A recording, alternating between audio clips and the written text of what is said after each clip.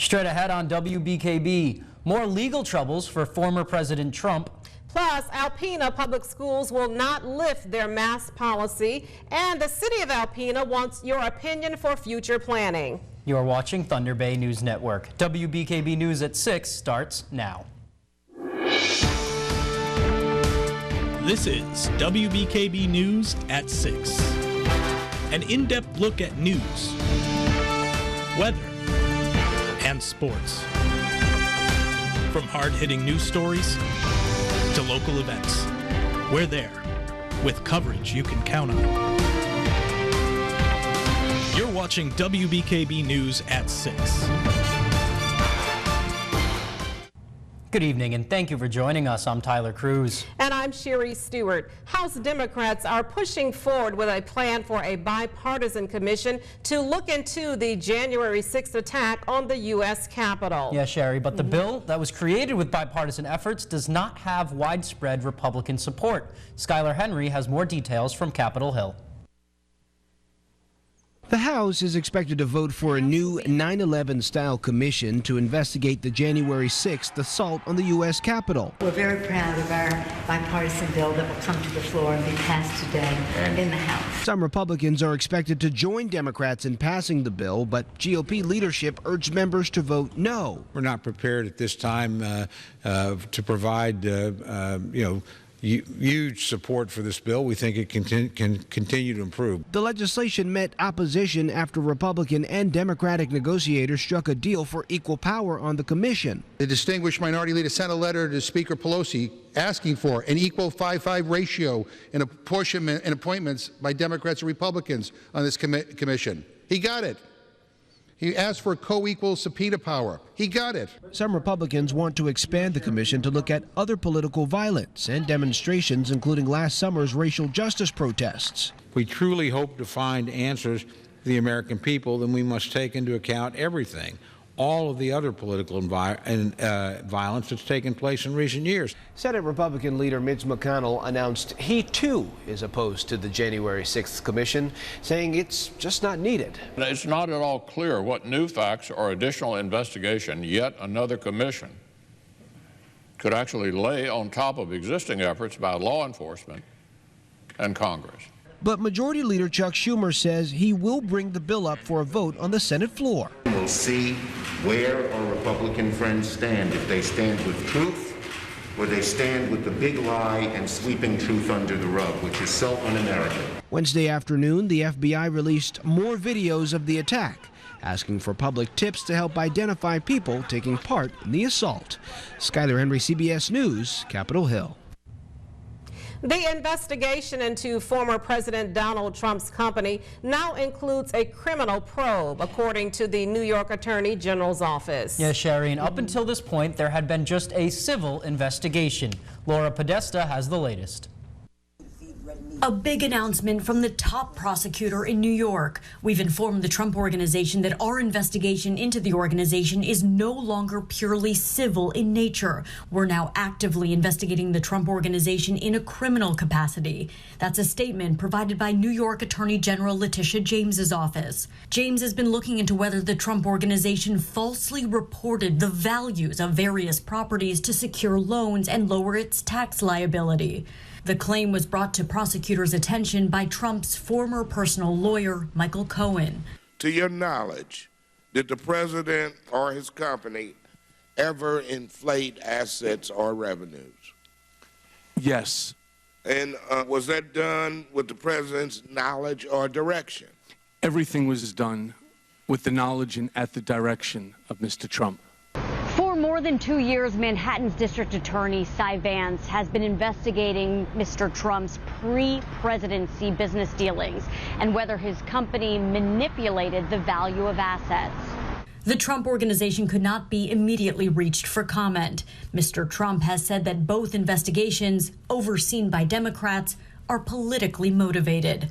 Laura Podesta, CBS News. The former president is also the focus of a criminal investigation in Georgia looking into his attempts to overturn the state's election results. Now here's meteorologist Ellie Morrison with the first check of the weather. Ellie, I felt a few drops today, but the rain held off. Tyler, we saw only just a few raindrops, a lot of us under dry conditions. In fact, it is dry east of M65, where we're seeing still a couple of isolated showers. That's mostly west of M65 over portions of Presqu'Île, Montmorency, and Oscoda counties. You can see just a few of those raindrops moving through areas north of Atlanta, also through areas north of Mayo near the border of Montmorency County, of Oscoda County. And as we go into tonight, we will have temperatures heading into the lower 60s, early morning lows near 60 degrees. It is going to be quite warm for tomorrow. By the late morning, temperatures are already going to rise into the 70s, and we'll be heading up to afternoon highs near 80 degrees. Find out when our next chances of showers and thunderstorms are going to move into our area coming up later in the newscast. I'm not going to be here tomorrow. I'm taking a beach day, a sick day. Is that right? All right, Ellie, we'll see you in a minute. APS Superintendent David Rabideau says students will stay masked until the end of the school year. Many Alpena parents raised objections to the district's mask policy during Monday night's Board of Education meeting. Several even requested that the school lift the mask policy or make face coverings optional. Superintendent Rabideau says the school will continue to adhere to recommendations from the CDC as well as state and local health departments. He also says changing policy isn't as simple as flipping an on and off switch. But if the board was going to take any action, they would be doing it after the school year ended anyway, because it's not just a process you can do at the drop of a hat. He says that the board will review mask policies this summer as more people get vaccinated. The city of Alpena is asking for your help in their strategic planning process. The city's strategic plan is an outlook of what residents and officials want Alpena to look like in 3 to 5 years. Steve Schultz is the acting city manager, and he says that while the plan covers 3 to 5 years, it's a living document that changes with the times. We want the public to let us know, where they want to be. It's kind of a big picture thing of what do we want Alpena to become, and what are the steps, to get there. And we kind of utilize it for the next 3 to 5 years, and it's kind of a living document, so it might change a little bit as we go forward. Residents can fill out a survey to give their input for the city's planning. Mayor Matt Walagora says the plan is very public-oriented, and they ask for input so council members can best represent the people of Alpena. Even though we're representatives, we don't always have, without this public input, in the survey and things, we don't always know what people want to see. So it's just a way for us to interact and communicate well with the people we serve. You can find more information and a link to the survey on WBKB11.com. Well, Tyler, it's been a year since homes and businesses were destroyed by the failure of 2 mid-Michigan dams. Communities and lives were ruined after the Sanford and Edenville dams failed on this day a year ago. The Michigan Department of Environment, Great Lakes and Energy says it's still helping mid-Michigan recover from this tragedy. Our heart's still going, obviously, to the people who were affected by this, who, their homes, their livelihoods, businesses, communities. I mean, it is something that is not going to be forgotten at all.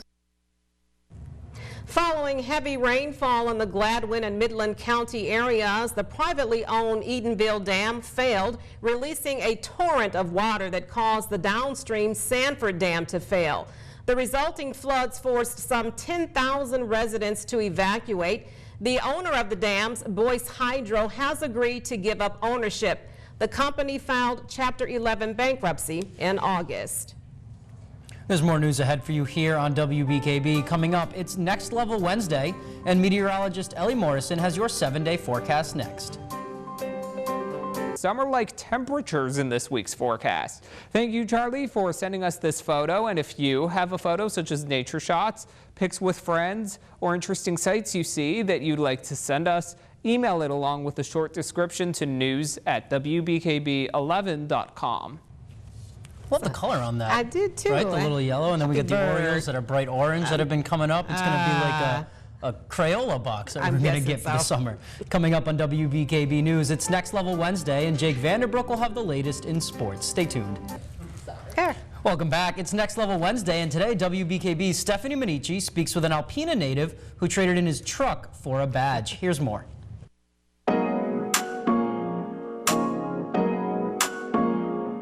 Welcome to Next Level Wednesday. Today I'm speaking with Trooper Kunith with MSP. His story is an unconventional one that you may be able to relate to. Trooper Kunith, thank you so much for joining me today. Let's just jump right into how you became a trooper.